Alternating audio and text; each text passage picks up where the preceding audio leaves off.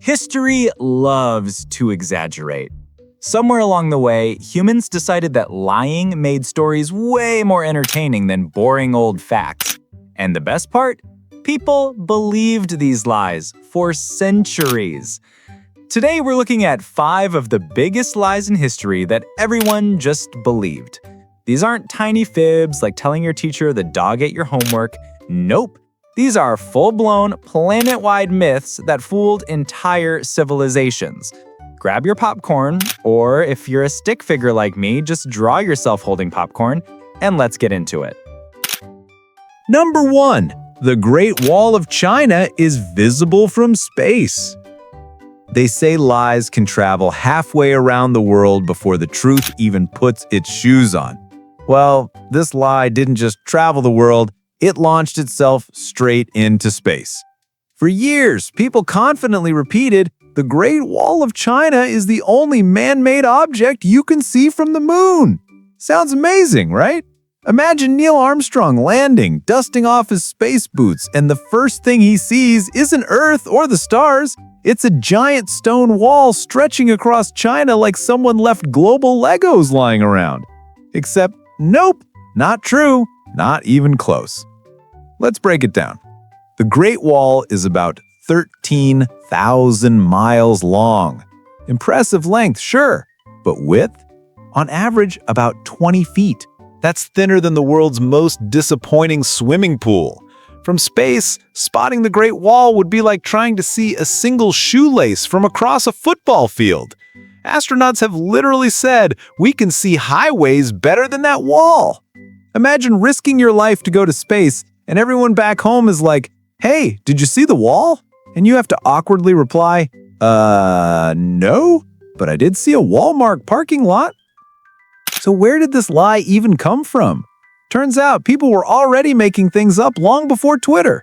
The myth started centuries ago, long before space travel, when people assumed, well, it's huge, so obviously you can see it from the moon. It was the original version of people exaggerating their vacation stories. Like when your friend claims their Airbnb was basically a castle, but it was a studio apartment with weird curtains. And once the myth started spreading, nobody bothered to fact check because, well, how would you? It's not like anyone could hop on a rocket in the 1600s and say, BRB, just going to check if the wall's visible. By the time astronauts finally went up in the 20th century, the myth was so popular that they had to constantly correct it. Poor Buzz Aldrin probably thought he signed up to explore new worlds, but instead, every interview went, hey, can you see the wall from space? Imagine surviving space travel and still getting quizzed like a middle school geography student. Now let's picture this as a stick figure skit. Stick figure astronaut in a rocket peers out the window, squints, sees highways, cities glowing at night, giant desert patches. Then someone back on Earth radios in, can you see the wall? The astronaut sighs, no, Karen, I cannot see the wall, but I can see your house lights. Maybe turn them off once in a while. The funniest part? People didn't just say visible from orbit. No, they jumped straight to visible from the moon. That's nearly 240,000 miles away. You'd have better luck spotting your lost sock from across the ocean. And here's the kicker. Astronauts say cities at night are the real show. Human-made lights glow bright enough to be visible from orbit, like someone plugged Christmas lights into Earth. But the Great Wall? Too thin, too blended into the landscape. It's basically camouflage. So instead of being the world's biggest flex, the wall turned out to be the world's sneakiest ninja.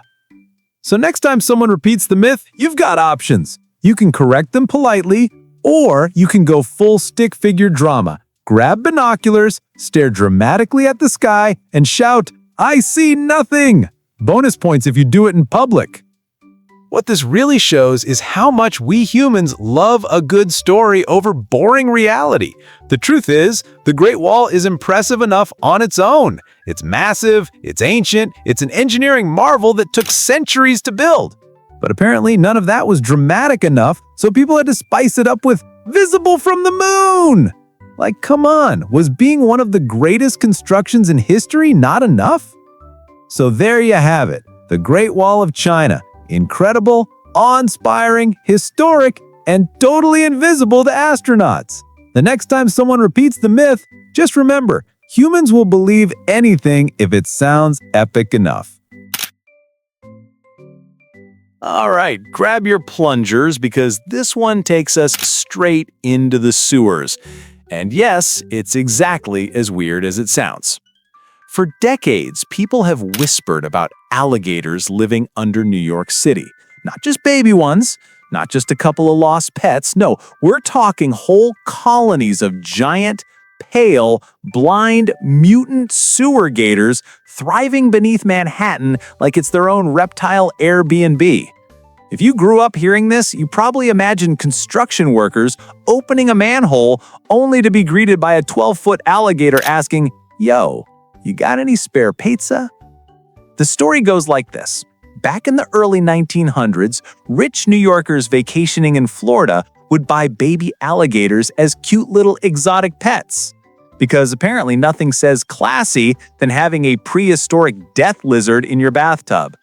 But then, plot twist, baby gators grow into big gators. Shocking, I know. And instead of responsibly rehoming them, the legend says people just flushed them down the toilet. And voila! The myth of the sewer alligator was born. These gators supposedly grew huge, adapted to the darkness, went albino, and feasted on rats, garbage, and maybe the occasional unlucky plumber. Basically, Teenage Mutant Ninja Turtles, but swap out the ninjas for cranky crocodiles in denial. Now, let's reality check this. First of all, alligators are not built for New York winters. These are animals that love Florida swamps. Nice, warm, humid, nice sunbathing weather. You drop them into a freezing sewer under Manhattan in February, and that's not Jurassic Park, that's an all-you-can-eat popsicle stand. And second, let's think food supply. What exactly would they eat down there? Rats? Sure, but even rats would eventually be like, "Nope, not today, Steve the Gator. I'm out of here." Pizza crusts? Probably not the most nutritious reptile diet. Old sneakers? Definitely not FDA approved. Basically, the sewer menu is less fine dining and more trash buffet. And third, the city has had thousands of sewer workers crawling through tunnels for over a century. They've seen everything: rats, giant roaches, things you definitely don't want described at dinner. But you know what they haven't seen? A thriving population of swamp monsters. At best, there have been a few isolated cases of escaped pet alligators being found wandering around in parks or rivers, but no secret albino reptile empire plotting to take over Times Square.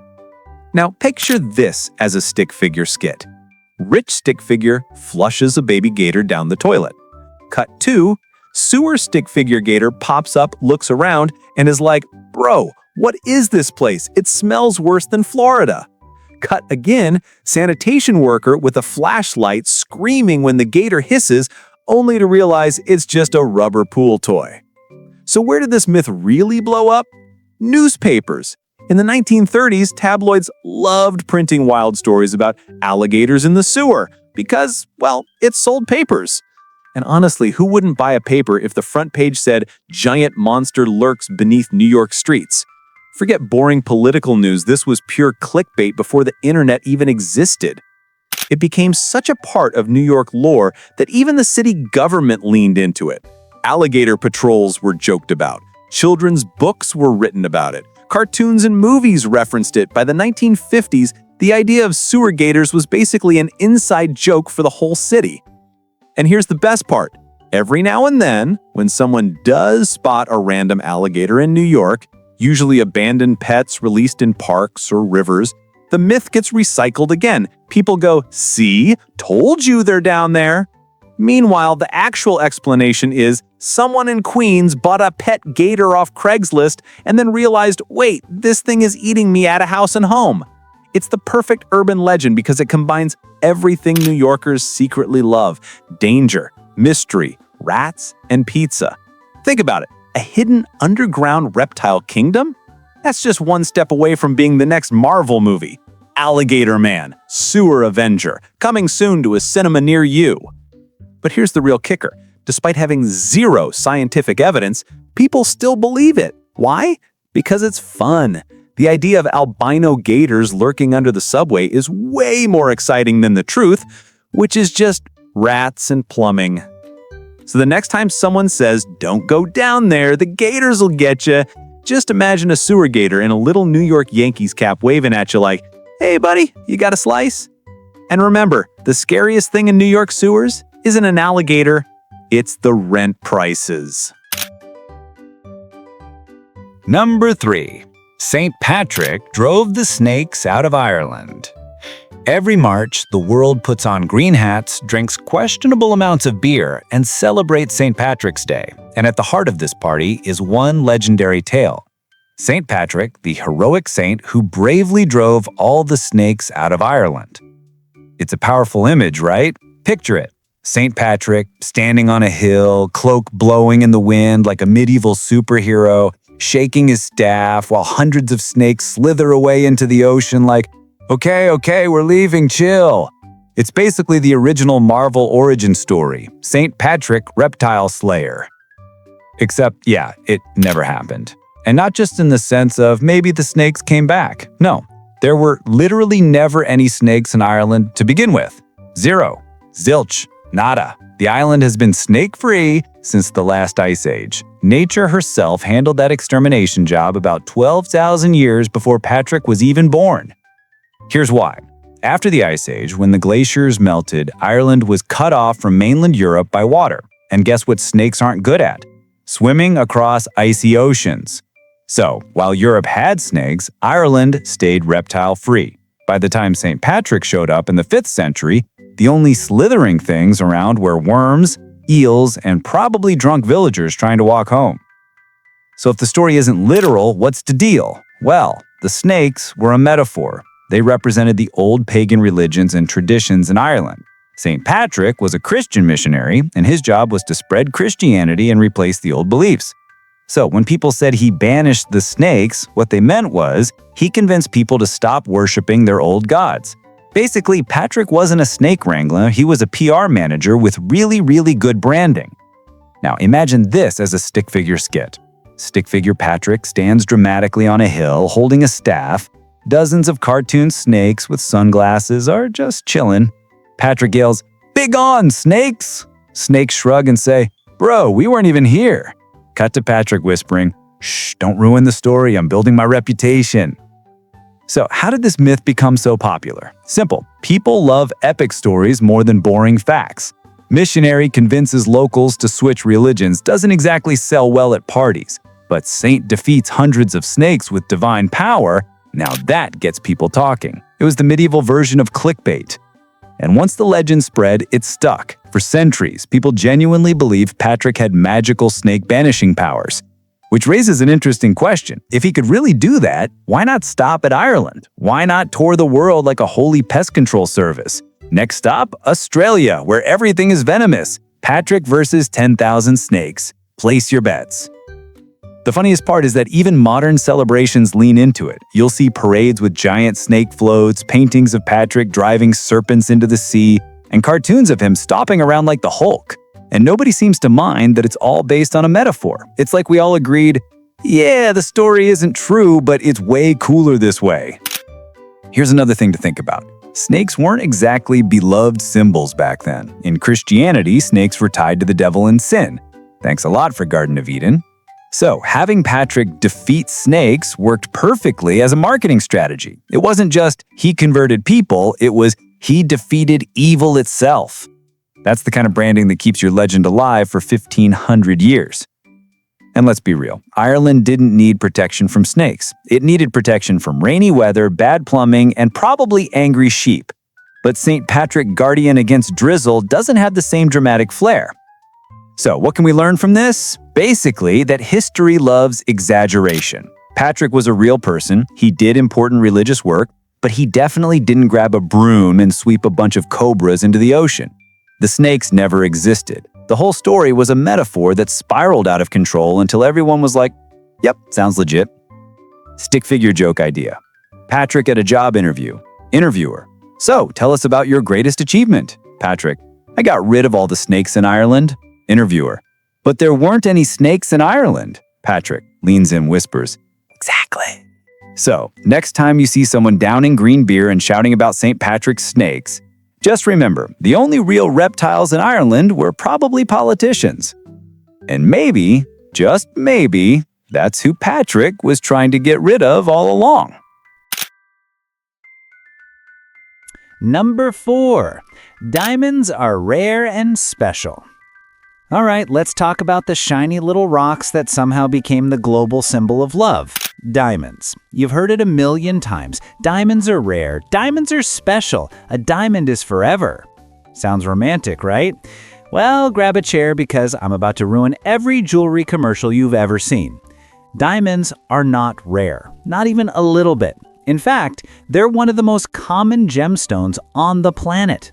But thanks to one of the most successful marketing scams in human history, people still think diamonds are these magical, one-of-a-kind treasures worth emptying your bank account for. Spoiler alert, they're not.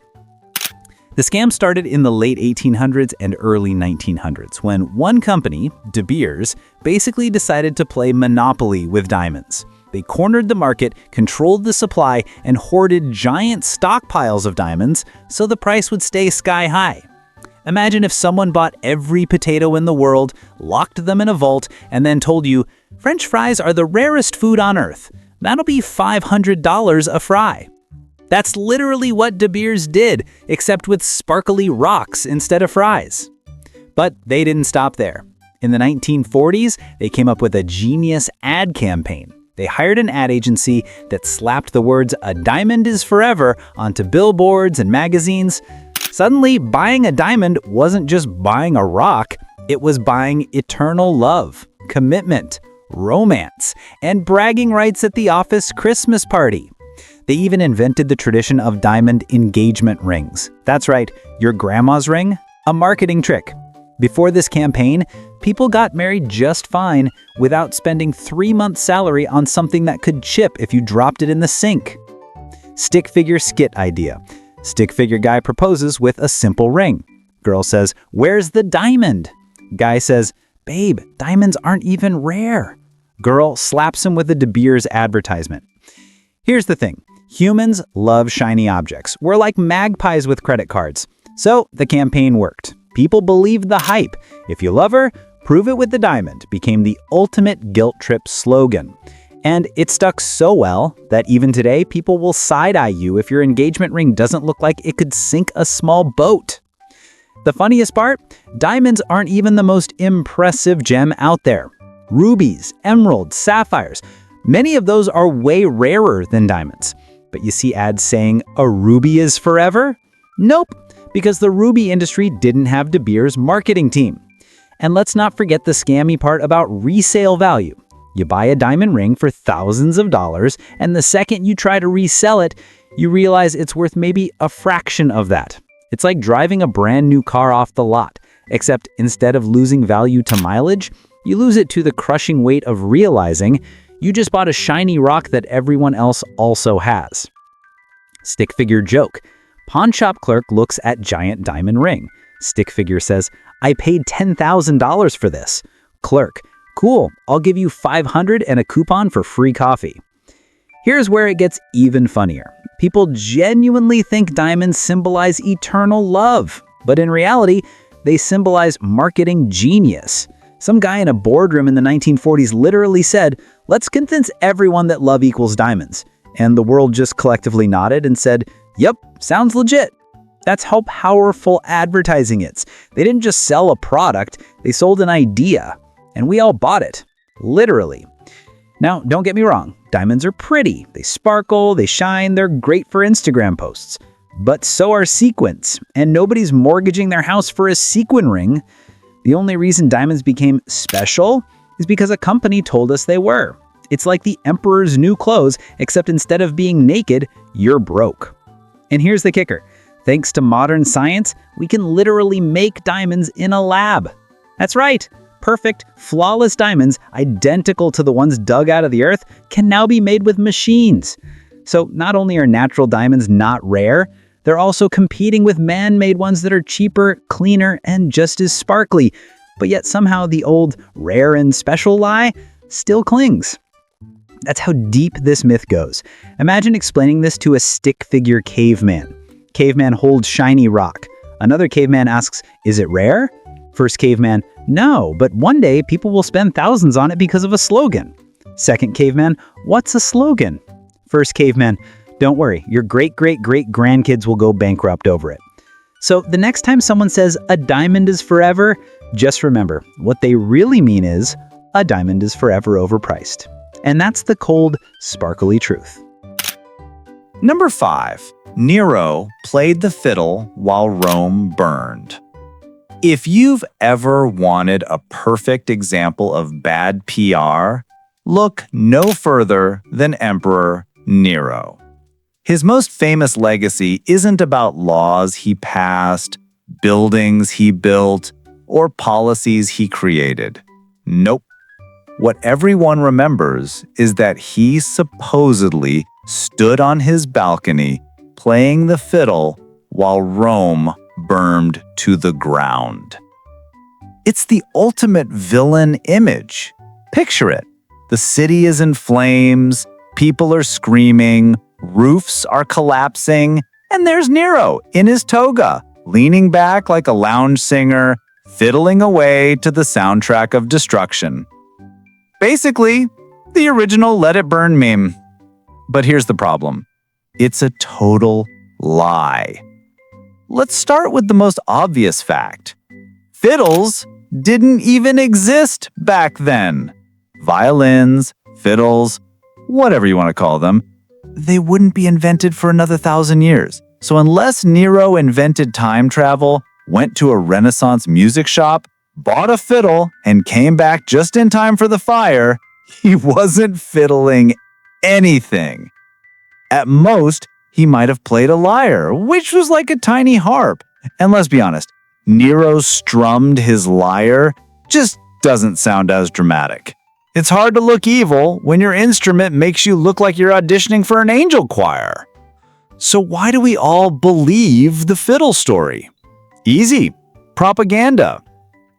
Nero wasn't exactly popular, and after his death, his enemies had a field day trashing his reputation.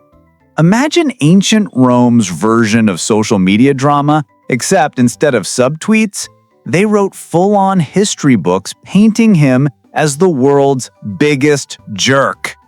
Rome burned? Oh yeah, must have been Nero's fault. Probably playing music while it happened too. Here's the real story. In 64 AD, a massive fire broke out in Rome. It lasted for 6 days, destroyed a huge chunk of the city, and left thousands homeless. Nero wasn't even in Rome when it started. He was about 35 miles away in his villa at Antium. When he heard the news, he rushed back to the city and actually organized relief efforts. He opened public buildings for shelter, arranged food supplies, and even dipped into his own funds to help the victims. That doesn't sound like a guy twirling his mustache while fiddling over the flames. That sounds more like the mayor of Sim City frantically clicking disaster recovery mode. Stick figure skit. Stick figure Nero chilling at his villa with a smoothie. Messenger runs in. "Rome is burning!" Nero spits out the smoothie. "What? Who left the candles on?" Cut to Nero sprinting back to the city with a bucket of water, only to trip over his toga. So where did the fiddle rumor really come from? Historians think Nero may have performed a dramatic poem or played music after the fire. That's a far cry from singing while people died. But leave it to political rivals to twist that into he was partying while the world burned. Basically, Nero was the victim of the ancient version of bad press. Think about it. Leaders throughout history have gotten roasted for being out of touch. Marie Antoinette had her "let them eat cake" line. Also fake, by the way. Nero got stuck with fiddling while Rome burned. It's the same playbook. Take a disaster, blame the unpopular leader, and make them look like a cartoon villain. Works every time. Now imagine being Nero in the afterlife, hearing people for 2,000 years going, "That's the guy who fiddled while his city burned." Like, come on, he built aqueducts, theaters, infrastructure, but no one remembers that. Nope, everyone just remembers the fiddle lie. Honestly, Nero should sue for defamation, but unfortunately Roman courts don't handle cases from the dead. Stick figure gag. Ghost of Nero in heaven overhears someone say, "He fiddled while Rome garned." Ghost Nero screams, "It wasn't even invented yet!" Other ghosts hand him a tiny violin just to mess with him. What makes the story so sticky is how cinematic it sounds. Imagine a whole city glowing orange with fire, and a lone figure in the distance calmly playing music. It's pure drama. It's Shakespeare. It's Hollywood ready. Facts don't stand a chance against a mental picture that good. But the truth is this. Nero probably wasn't a great guy overall. He had plenty of flaws, scandals, and questionable decisions. But fiddling while Rome burned? That one's pure fiction. If anything, he was the opposite, scrambling to put out the flames and rebuild. And yet here we are, centuries later, still repeating the lie. Why? Because it's fun. It's dramatic. It makes history feel like a soap opera. Nobody wants to hear, "Nero helped organize food relief after a fire." That's boring. But Nero played the fiddle while Rome burned? Oh yeah, that's juicy. So the next time you hear this phrase used to describe someone ignoring a crisis, just remember, it's fake news. Nero wasn't fiddling. He wasn't even there when it started. He probably deserves some criticism for other things, but this particular roast, totally unfair. Which just goes to show, history isn't always about the truth. Sometimes it's about who tells the best story. And unfortunately for Nero, his enemies were way better at storytelling than he was. Thanks for watching Cool Dude Explains, where comedy meets curiosity. Don't forget to like, subscribe, and drop your favorite myth or question in the comments. Stay curious, stay cool, and I'll see you in the next video.